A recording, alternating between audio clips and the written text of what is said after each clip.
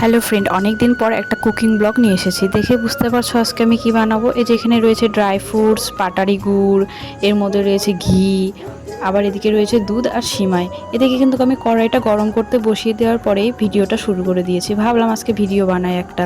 যাই হোক, 1 চামচ ঘি এর মধ্যে দিয়ে দিলাম। কড়াইটা আমার খুব গরম হয়ে গেছিলো, দেখেই বুঝতে পারছো তোমরা।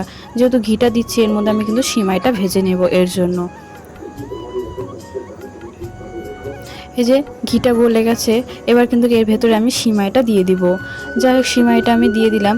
জানি না তোমরা কিভাবে সিমাই রান্না করো, কিন্তু আমার এইভাবে রান্না করলে কিন্তু খুব টেস্টি হয়। যেহেতু আমি দুধের জিনিস খুব একটা পছন্দ করি না, দুধের গন্ধটা কাটানোর জন্য আমি ঘি দিয়ে সিমাইটাকে ভেজে নিলাম। এবার যেহেতু সিমাইটা নামিয়ে নিলাম, ওর মধ্যে কড়াইটা পরিষ্কার করতে কিন্তু আমি 1 চামচ ঘি দিয়ে দিলাম। এই ড্রাই ফ্রুটসগুলো এর মধ্যে ভেজে নেবো। এই ড্রাই ফ্রুটসের মধ্যে রয়েছে কিশমিশ, কাজু বাদাম আর কাঠবাদাম।